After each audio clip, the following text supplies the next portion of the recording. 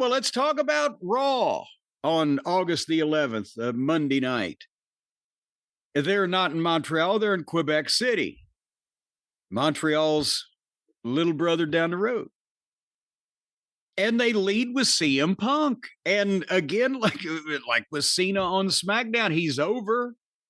And the people are going crazy and they're chanting for him, CM Punk, blah, blah, blah. Big entrance. He's a star. But now we're going to list of people talk to us for about 20 minutes. And even though they're the best talkers, and I got to be honest, Punk said he did the promo. He's pissed because he should be the world heavyweight champion and he's not. And he's got a problem with Seth Rollins and he's even more determined to get the championship back. And when he beats Seth, he's not going to have to pretend to be injured. But then LA Knight's music plays. And LA comes to the ring and they have a handshake, but there's a little tension that builds because last week Punk came in during LA's match and he got disqualified. So basically the whole thing is you get in line, I get the title match, the rematch first, and then Punk, you get in line. And then they get prickly. But they got prickly, they also got along. And this was not LA Knight's brilliant verbal performance. This was not, it didn't suck. It is better than a lot of people, but for LA Knight, did you think he was a little back and forth here? He's saying a lot of words to not get points out. Yeah. Yeah.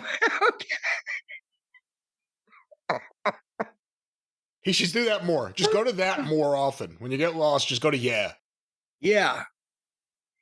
Well, anyway, Heyman interrupted him because I think they were going long because Punk started to reply to him and he'd only said a thing or two and Heyman's voice interrupted and Punk said, "Hey, I wasn't done." And he was kind of laughing like, "God damn, you had to cut us off already?" His facial reactions all throughout this were great. Yeah.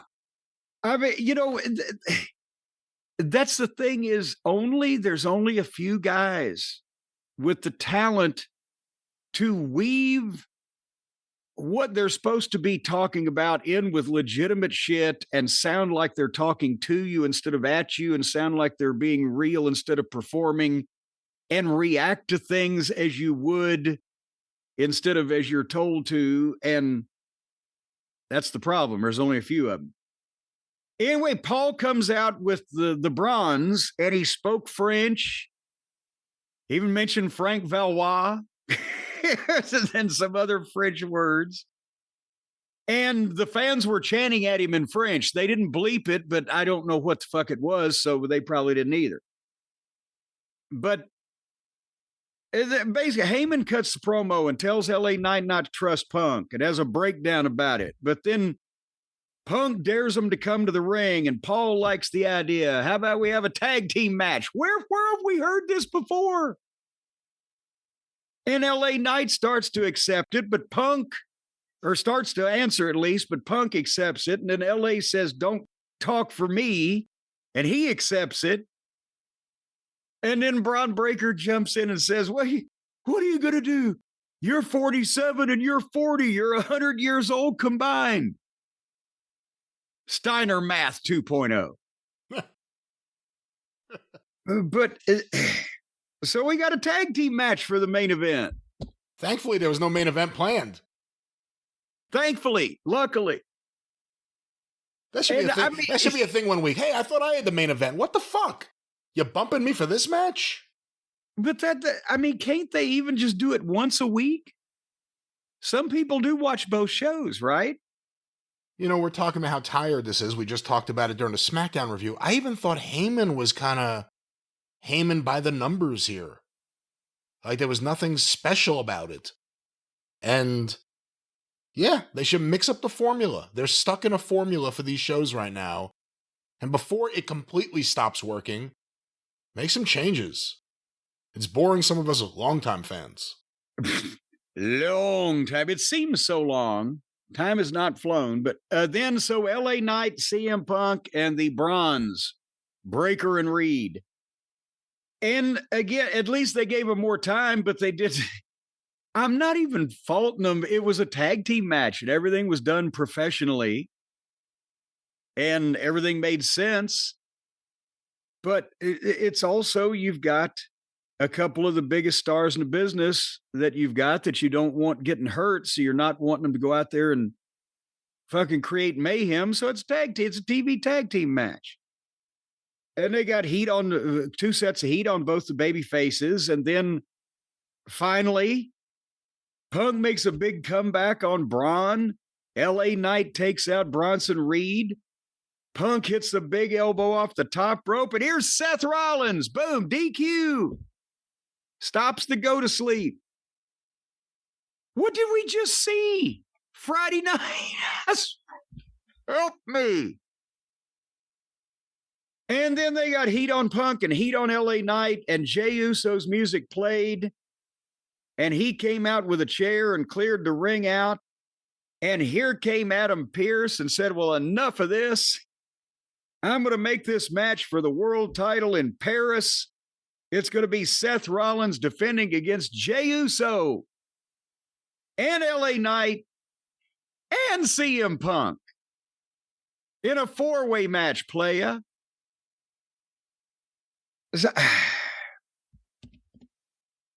And then Punk and LA Knight got in a fight. And Uso pulled them apart, but LA Knight elbowed him, but the heels came back in while they were distracted and beat up all of them. And Bron speared LA Knight and Reed splashed Jay, and then Rollins curb stomped every one of them. So, and I feel like you have to take notes on the shows now to remember which one was Raw and which one was SmackDown, because it's different people doing the same thing. What's Ed Koskey got to do with this? I thought he was a big genius writer. The hell? Hey, Triple H. This is the Triple H booking regime. And he's getting away with a lot of these things that aren't too exciting. But again, you look at the business. Hey, the Ultimate Warrior may not be everyone's thing, but he's doing business. You know, you look at that. But there's a lot of the same thing over and over again. And just like with AEW, I'm sick of the multi-man matches, the 3-ways and the 4-ways. They don't seem creative at all times. They just seem like a sloppy attempt to get everyone on the show as a placeholder in between things. And well, it again, there was a history in the business of having programs with people where you didn't have to add, you could make them tag matches with their friends or whatever. You didn't have to add multiple people because you could keep interest in the same matchup being rematched with different stipulations. And that doesn't mean that a stipulation doesn't start with no disqualification. Stipulations can be anything, and many of them don't affect the regular rules of wrestling. But there's no effort even being made to that practically. It's just, oh, let's these two, and then let's put 2 more and 2 more in and 2 more, and it's unreal, Brian. Well, that was Raw.